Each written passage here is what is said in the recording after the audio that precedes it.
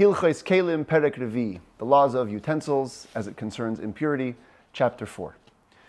We've spent the first 3 chapters defining the core elements of what halacha defines as utensils. First of all, the materials, the idea of klei kibul, it has to be a receptacle, and the idea that not every receptacle can become tameh. Sometimes you have too big of a receptacle, or it's not meant to be used as a receptacle, and that also causes it not to be considered a utensil and to always be pure, never able to contract tumah.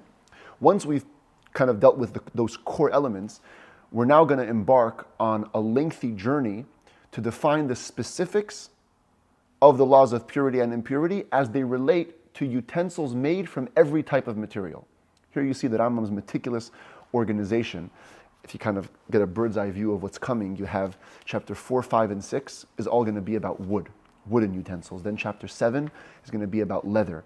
Then from chapter 8 to 11, we get all the laws relating to metal utensils. In chapter 12, it a little bit continues metal, but mostly glass. Then from 13 to 19, that's probably the biggest chunk, deals with pottery, klei cheres. And then after that, we go into the laws of cloth. Basically, it's a beautiful read, really. Even though Keilim is considered one of the hardest subjects, but when you see how the Rambam took everything and literally organized it, it's just beautiful to appreciate what the Rambam did in codifying Jewish law. So for the next 3 days, we're going to be dealing with specifics of wooden utensils. And something very interesting that we find, I think it's unique to this section of laws, is the level of specificity. Typically in halacha, we're used to getting general rules, which we then have to apply to specific cases. Sometimes the Rambam will go into certain specifics, but not that many specifics. Both in the Mishnah, which is the source of the Rambam, and the Rambam, when it comes to Keilim, we get a lot of specific details, a lot of different utensils that are labeled in these laws. And it becomes difficult to identify each one and what they are, and there's many different opinions and commentaries on exactly what the Mishnah meant. But nevertheless, just to know that as we're going into these laws, we're going to be getting a lot of nitty-gritty stuff, more than just general halachas. And it makes it harder to kind of nail the principles, what are exactly the guiding parameters, because then you read one halacha and then you read the next one, there's other specific utensils mentioned. You're like, okay, what's the general guiding rule here? But nevertheless, the Rambam does wonderfully in defining some of the basic rules and then how they lead into specific utensils. So again, this chapter is going to be all about wood, as will be the next 2 chapters as well. Just a word of apology. I noticed that recently the screen has been kind of blinking in and out sometimes, so forgive it if it does happen during this class. Says the Rambam Halacha Aleph, Shalish Midos Bikli'etz She'enon Asuyin Lekabala. There are 3 measurements, or 3 different categories essentially of laws when it comes to a wooden utensil that's not made to be a receptacle. At its most basic level, a utensil we saw in chapter 2 has to be a klei kibul, able to hold something. However, just because a utensil doesn't have a holding space doesn't make it a non-kli. There are many things that are flat that come to great use in our day-to-day life. When it comes to wood, these are called pshutei kleitz, flat, non-receptacle wooden utensils. We have also pshutei klei matches. The general rule we learned really was that pshutei kleitz are not typically tameh, while pshutei klei matches are typically tameh. However, today we're getting more details on that. The Rambam says truly, when we're dealing with wooden utensils that are not made for holding, there are actually 3 categories of these wooden utensils. And here they go. Number 1, kol kli eitz, shehu asur letashmish adam bilvat.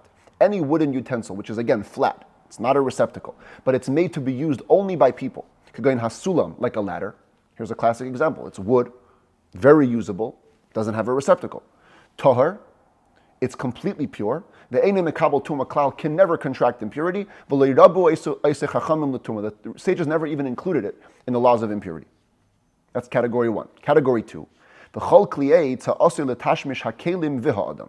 We have wooden utensils that are meant to service other utensils besides for people. They service both people and utensils. Like a table. A table could service people, obviously, we can sit around the table, but also holds utensils on it. V'hatavla, and a regular board could be used as an eating board, could be used to store utensils, again, could be used for people. V'hamita, and a bed, both for people and for storage. V'chayetze b'hen, and things like that. So then, mekablin tuma. On account of the fact that they also service utensils, they are able to become tummy. Uminayin, shehin letashmish adam v'tashmish meshamshav. How do I know that the things that I just listed are both for the service of people and for the service of the things that service people, other utensils? Shahadeh, because simply this is observable. Maniach hakayres ala shulchan, v'hakoises al hatavla, v'hamatzoyes ala mita. People put bowls or plates on a table. They'll put cups on a board. They'll put bed sheets on a bed. So these things then serve other utensils. That's category 2. Category 3, v'chol kli eitza asil letashmish hakelim bilvat. If it's a wooden utensil, which is only made to service other utensils, that's its only function, sharehu mishamish mishamshe adam. In Mishnaic terminology, we call this. It's a server of things that serve people.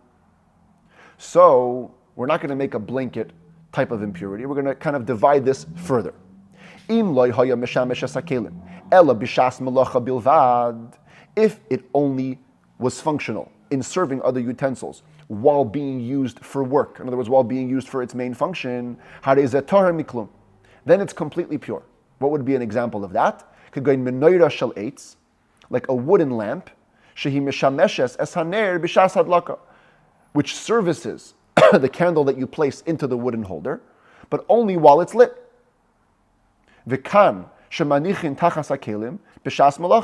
Or a base that you place under a utensil while you work with the utensil. So let's say you have a bowl, okay? And you're mixing things in the bowl. But the bowl stands on a base. So the base only serves the bowl when it's in use. The hadfusin kulan are all molds. You use molds to shape Keilim, but they're only functional when the Keilim that's on top of them is being used. And therefore they're completely pure. But if this third category of wooden utensils, served utensils, whether those utensils are being used or not, in other words, even when they're in an unused state, they're being serviced by this wooden utensil, then that utensil is considered a keli, and it could be able to become tameh. Going, for example, kisui hakafza. Kisui hakafza is commonly understood as a jewelry box. Kafza, related to kufsa, and the cover for the jewelry box. So the cover services the jewelry inside of it, obviously whether you're using the jewelry or not. It's doing a service. Things like that. Tik hasayif, or like the sheath of a sword. The hasakin, or the sheath of a knife. The hareimach, the sheath of a spear. The hamisparayim, the sheath for scissors. The hatar, or for a razor. The tik mikchel.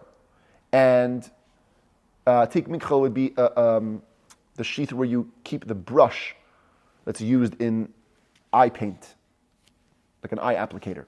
The tik beis hakoichal. Beis hakoichal is the jar which held the eye paint itself. The tik hamachtev, and the sheath or the wrapping where you would hold a stylus. That's the thing that you would write into the wax with. Yeah, I have a picture of that. By the way, these pictures are from the Mishnah Behira set that I mentioned the other day. The tik tavla, and a holder for a board.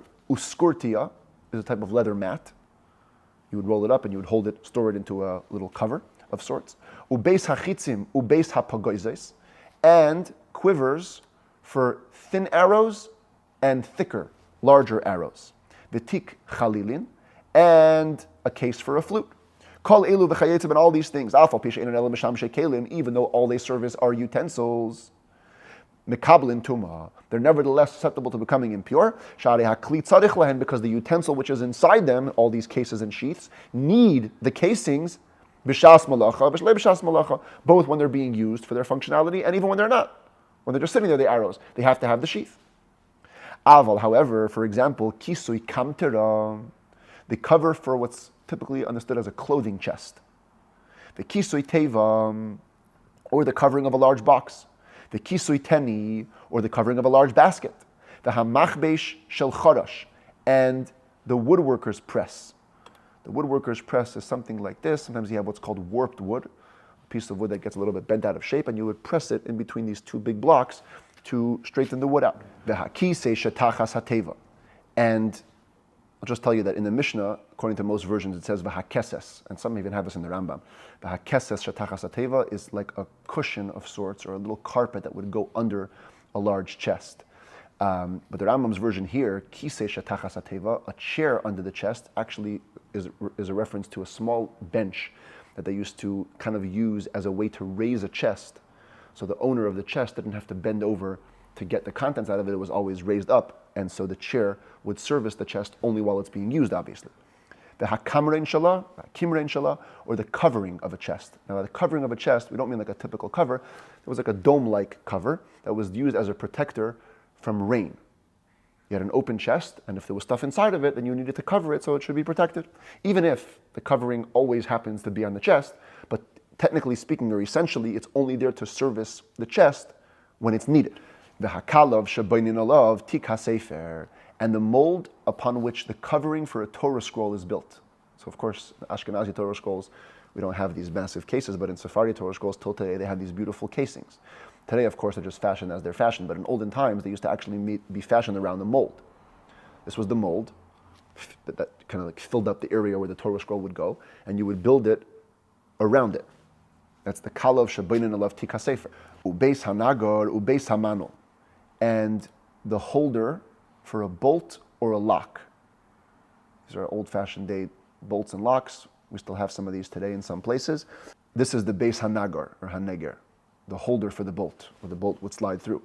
This is the lock, manol. This is the beis hamanol. Now, today, most of our locks are just there all the time. But in those days, if you wanted to shut a door, this box would be there only to service the lock when it was needed to be locked. That's when you would slide it through. Ubeis hamezuzah, and the case for a mezuzah, v'tik nevalim, v'tik kinayrais, violin or harp cases, v'hakalav shel goydlei mitznefes, and the mold of those who spun turbans. You know, spinning a turban is a very intricate art. So in many places, this is taken from a video on YouTube, you can check it out, interesting stuff.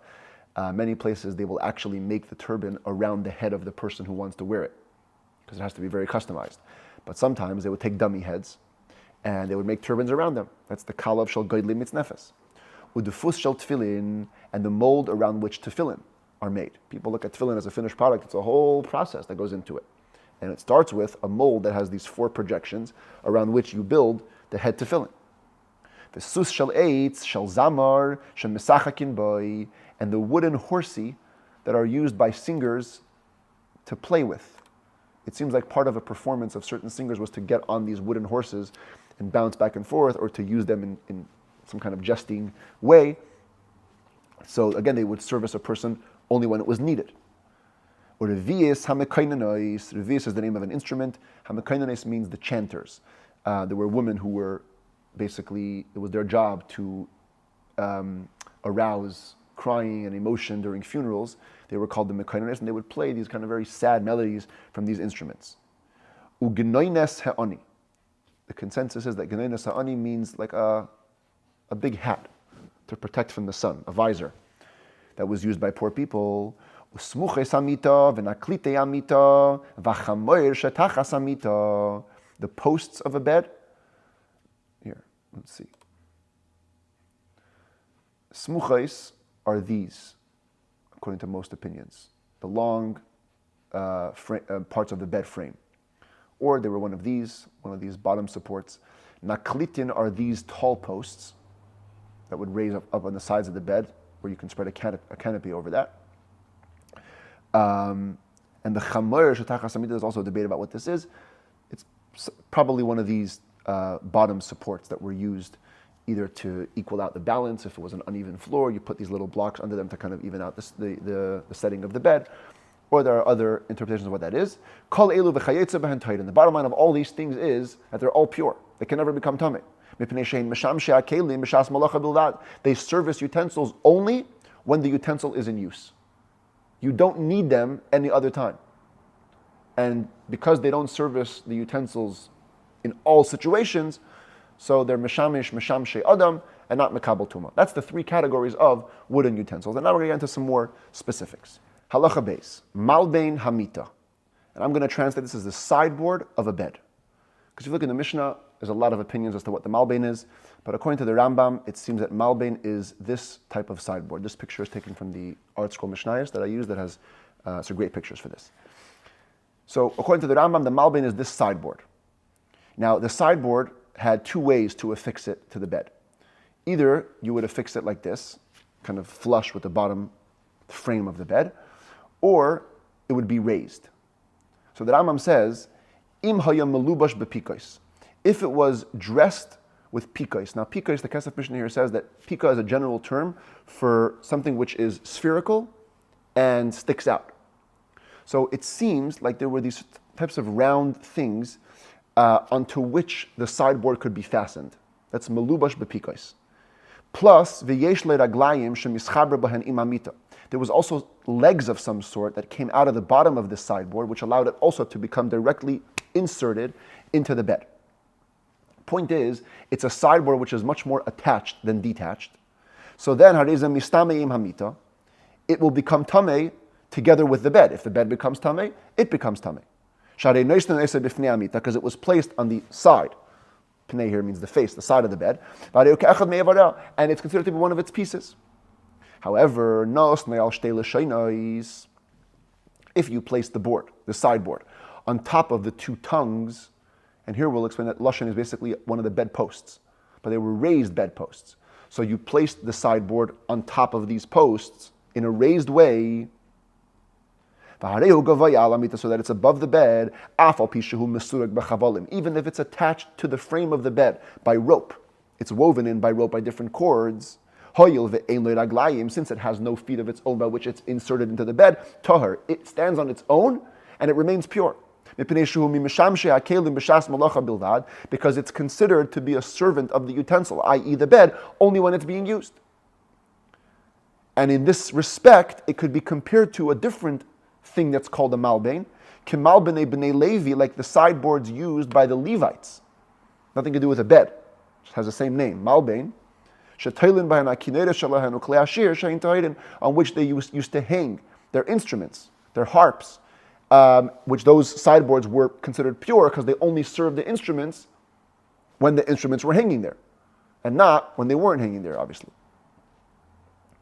And so it's called a servant of utensils only b'shas malacha. Again, this concept of the malbeins has many interpretations. We're following the Rambam's interpretation as it's reflected here in the Rambam and on his commentary to the Mishnah. Halacha Gimel, machbesh shel ashkaf, the shoemaker's press, shehu moiseach alav es ha'or, upon which he stretches the leather when he initially forms shoes. This is actually an olden day illustration, and this is probably part of that press over here. So you spread the leather over it. Tahar, says the Rambam, it's pure. It cannot become tamei, this utensil.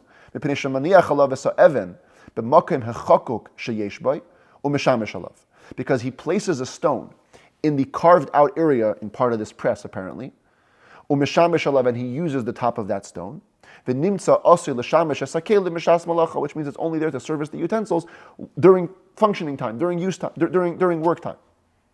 1 second, you mentioned he puts the stone into a setting. If there's a setting that has a klei kibul, that's a receptacle. It says that Rambam, that is not enough to make this thing called a utensil. Because that setting is always meant to be filled with the stone. A receptacle which is always meant to be filled is not a receptacle.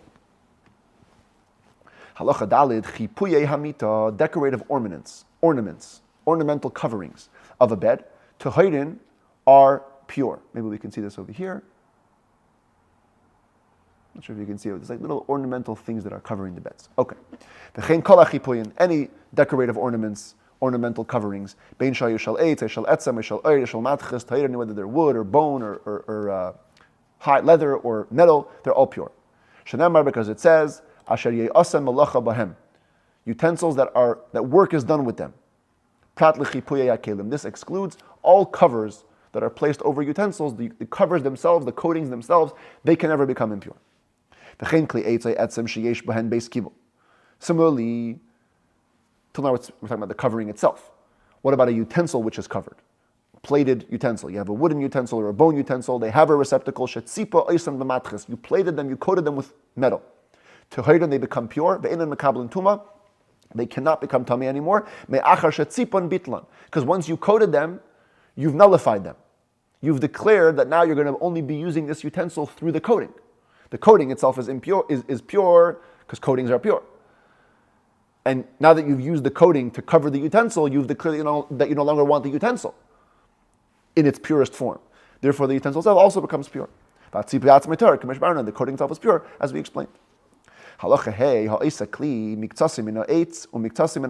make a utensil partially out of wood, partially out of metal. So sometimes, right, when we said, I mentioned in the beginning of the chapter, pshute kleitz, flatware for wood, is pure. Flatware for metal is impure, as a theme. So what do we call this one? It says that if the wood served the metal part, the main thing is the metal part, then the whole thing can become tamei. But if the metal was serving the wood, main thing is the wood, so pshute kleitz are pure, therefore this is also pure. What's an example of this keitzat? The key is wood, and the teeth of the key are metal. So today we don't know about these things. Our keys are so simple. But in times of old, keys were very complex pieces of engineering. This was the casing for the lock. You would put this bolt, this long bolt through it, and the bolt had little inserts. And if you, with your hand, could put in this little mafteach, this was like an ancient key, you can slide it in through this hole, and then insert the inserts into those little holes at the bottom of the bolt, and then you kind of spun it around. You can move the lock back and forth to open it or to close it. That's what we're talking about here. Mafteach shalayit. So I'll say that the main implement is wood, but the teeth are metal. Afilu shein achas, even if only one tooth is metal. Harezem mekabel tuma. Now the whole thing can become tamei, because the main thing is the metal piece, the part that goes into the hole in the bolt, and can move it around. But if the key itself was metal, and the teeth are what is wood, then everything is pure.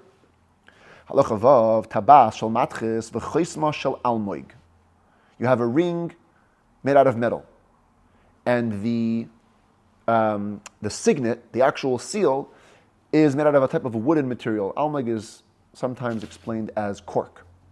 Tmeya. Then the ring, the entirety of the ring, is considered to be impure. If the ring is cork and the signet, the seal, is metal, then it's actually not able to become tamei. So funny enough, even though you would think that a signet ring, the main thing is the signet, no, it's the ring. So if the ring is made out of metal, then everything is tamei. If the ring is wood, everything is tar. Now,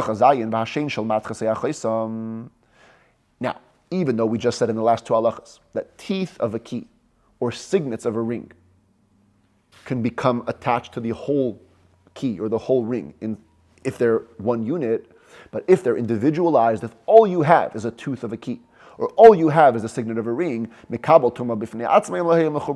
that's always able to become tamei on its own if it's not attached to the wood. Okay, I see I didn't put in the picture that I wanted to. Me'abed, mizreh, and mogoiv are three types of pitchforks, essentially, with progressively more or less teeth. The hamasrik, so like some have just two teeth, some have 3, 4, 5, etc. The hamasrik shel and a comb used for the head. And if one of the teeth of the comb or these pitchforks were taken out, and you made it out of metal, means you repaired it with a metal one. Now the entire thing, if it was made out of wood originally, since you have one tooth which is metal, that's the main function, that's the main part of the utensil. So the whole thing becomes like metal, the whole thing becomes able to become impure. You have a stick, which at the edge of it, you made a nail or a protrusion in the shape of a pomegranate. Basically means rounded, to be able to hold with it. This would be an example of it. Top of a stick, you want to hold the top of the stick, so you made a nice round little protrusion. That is not able to become tamei. But if you made it actually on the bottom, like you see many walkers that have tennis balls, yeah? So at the bottom of a stick, you made a metal implement to be able to protect the stick that it shouldn't wear away when it hits the ground each time. So now, mekabel tuma, now the whole stick can become tamei because the main function is the metal at the bottom. Let's say you have a stick in which you installed multiple little sharp things, sharp nails, to hit things or people with. Mekabel tuma. The whole thing is able to become tamei. These are all scenarios where the wood is serving the metal. If you made these protrusions coming out just for beauty, that's not able to become tamish because the main stick is wood and the metal is serving the wood. The metal is serving the wood. Menikiyos are like straw-like tubes, thin tubes, metal thin tubes, which you attach to a stick or to a door for beauty. They're all pure.